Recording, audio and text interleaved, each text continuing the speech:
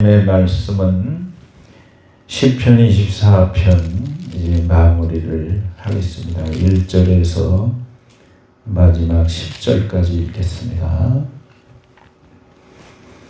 시편 24편 읽겠습니다. 땅과 거기에 충만한 것과 세계와 그 가운데 사는 자들은 다 여호와의 것이로다.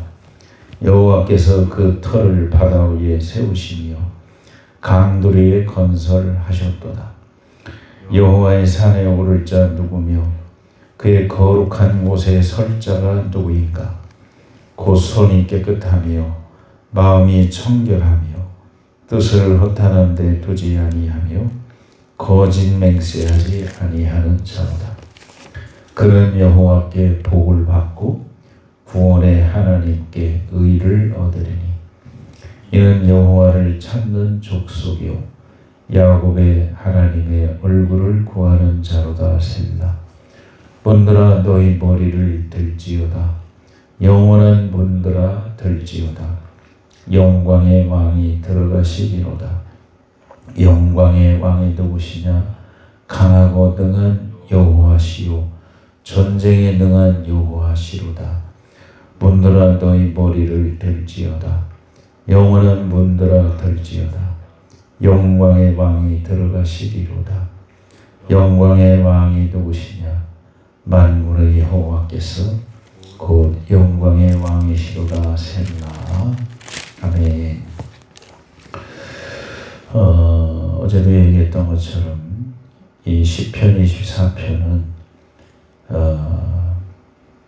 다윗이 언약궤를 예루살렘으로 옮겨올 때 부르기 위한 찬양시라고 할 수 있는데, 그 언약궤를 왜 예루살렘으로 옮겨 다시 오느냐? 예배의 중심, 예배 하나님과의 교제, 성령과의 교통을 잃어버린 하나님의 백성들에게 언약궤를 빼앗기는 불상사가 일어났다. 그러니까 삶의 중심을 잃어버렸다. 삶의 중심은 하나님과 교제하는 곳, 하나님께 예배하는 곳, 하나님을 만나는 곳이 삶의 중심이자 온 세상의 중심이 되는 것인데, 그 중심을 잃어버렸기 때문에 언약궤를 빼앗기고, 그리고 하나님이 교훈으로 그 언약궤를 빼앗긴 삶이, 하나님과의 교제가 끊어진 삶이 얼마나 비참한 것인가를 그 어간에 보여주고 있어요. 그래서 하나님이 뜻이 있고 또 때가 되어서 언약궤를 예루살렘으로 옮겨올 때 부르기 위한 시를 다윗이 지은 것입니다. 그래서 이제 어제에 이어서 마지막은 이제 네 가지를 간단하게 이야기하고 마칠 건데, 1절, 2절 이 말씀은 온 세상의 창조주가 계신 곳, 그곳이 온 세상의 중심이면서 4절에 3절 4절에 하나님과 교제하는 것이 온 세상의 삶의 중심이다. 이렇게 표현을 하고 있습니다. 그래서 여호와의 산에 오를 자 누구며 그 거룩한 곳에 설 자가 누군가? 하나님께 올라가서 예배 드릴 수 있는 사람, 하나님과 교제할 수 있는 사람이 누군가?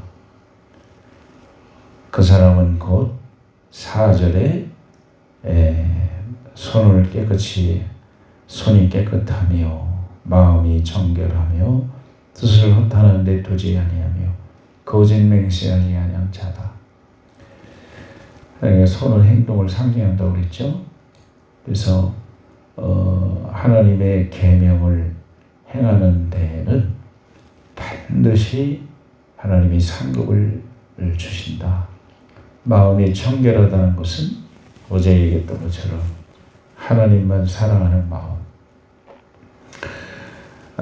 오직 하나님께 모든 것을 걸고 사는 그러한 마음이 청결하다는 뜻이다. 그래서 당연히 뜻을 허탄한데 두지 않는다, 이런 사람. 마음이 청결하기 때문에 우상을 섬기지 않고 하나님의 뜻에 반해서 살기가 어렵다. 그 다음에 이제 거짓 맹세하지 않은 자. 이것은 하나님과의 마음의 약속을 지키며 안과 밖이 같아지도록 애를 써서 노력을 할 때 하나님이 도우신다. 그러면 이제 하나님과 교제하는 자가 얻는 복이 이제 5절의 말씀에 그러니 여호와께 복을 얻는다. 하나님과 진실한 친밀한 교제를 할 때 영적인 평화가 있고, 그 다음에 전적으로 하나님만 의지하고 찾으니 사방에 하나님이 평안을 허락하셔서 우리 남은 생의 사명을 감당할 수 있도록 하신다. 왜냐하면 영적인 평안이 있고 사방에 평화가 있어야 성전을 건축하든지 말든지 하는 일이기 때문에 이건 엄청난 그 내외적인 평안이 그 사명으로 연결이 되어서 하나님이 보존하실 만한 사명자가 되는 것이다. 그래서 6절에도 똑같이 이제 그 얻는 복, 하나님과 은밀한 교제를 통해서 얻는 복은 그 하나님의 얼굴을 구하는, 또 하나님을 찾는 그러한 사람의 상태가 되기 때문에 반드시 하나님을 경험하게 되어 있다. 야곱의 하나님의 얼굴을 구하는 사람, 야곱이 마지막 물론 그 이외에도 있었지만은 인생의 일대에 절체절명의 순간에 하나님 앞에 기도해서 응답받아서 해결하는 그러한 복을, 하나님을 경험하는 복을 얻게 된다. 이제 그 마지막으로 7, 8, 9절, 10절 이것이 오늘 아침에 해야 될 얘기인데 7절을 보면은 그 성전을 이제 빗대서 비유를 한 건데 무슨 성전 문이 머리를 들거나 문드라 영원한 문드라 들릴지어다. 그게 그런 것이 아니고 비유적인 얘기로서 인간 성전이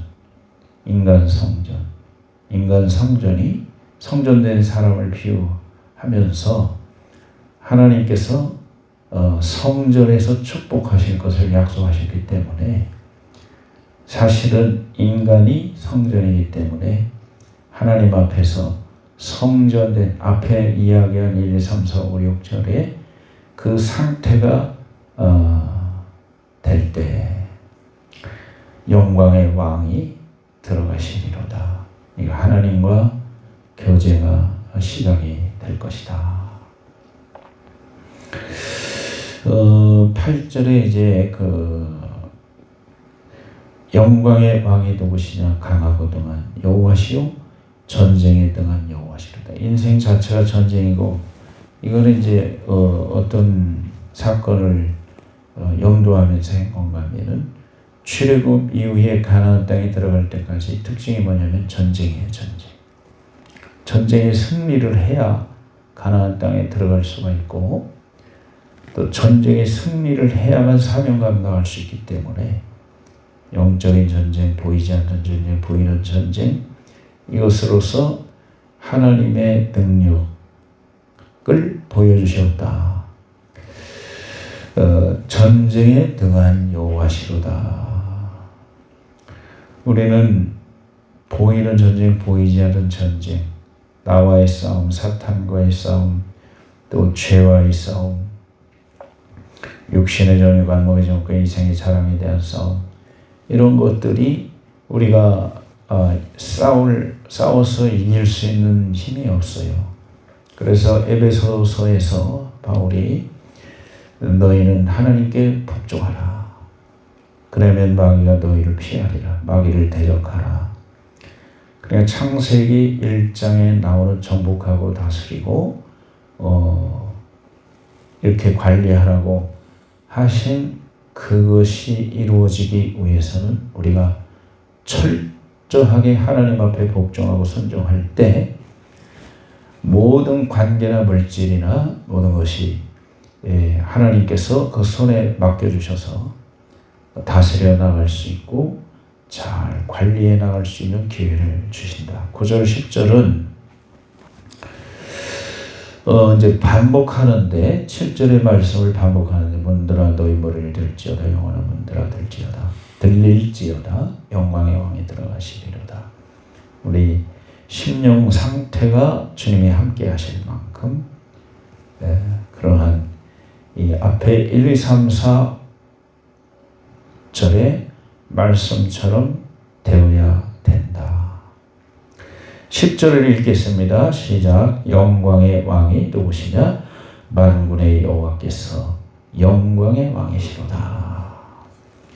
이 만군이라고 하는 것은 만군의 여호와, 여호와 체바오트, 그 말은 천군을 통치하시는 하나님이다. 천군, 하늘의 천군을 통치하시는 하나님, 통치하시는 하나님, 영광의 왕이시로다. 그러니 이 말이 무슨 말이에요? 인간의 성전에, 인간이 지어놓으신 성전에 또는 인간의 성전에 오시니 얼마나 황송한 일이냐. 몸둘 바를 모르겠다. 천군을 통치하시는 하나님. 너무나 비천하고 깨끗하지 못하고 하나님이 보실 때 너무나 하찮은 우리에게 오시니 얼마나 황송한 일이냐 하는 것이죠.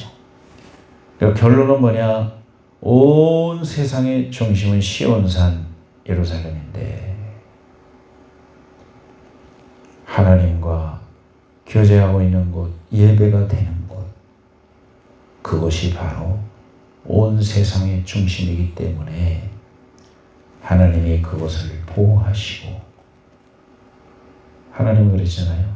이스라엘은 나의 눈동자다. 이런 상태가 됐을 때 이스라엘을 건드리면 하나님의 눈동자를 건드리는 거다. 나는 그렇게 생각해요. 인간의 가치를 스스로 결정한다. 특별히 예수 믿는 사람들, 구원 받았음에도 불구하고 사소한 일에 목을 보는 그런 안타까운, 그런 자기를 다스려 나가고 또 관리할 수 있는, 자기 관리를 할 수 있는 언행신사가 되어야 되는데 그러지 못하고 사는 게 이게 우리가 한 번 더 생각해 봐야 될 일이 아닌가. 하나님이 임재해 계시고 하나님의 아들, 백성, 하나님의 사명자답게 살아갈 수 있는 그런 사람이 되어야 되지 않겠나 것입니다.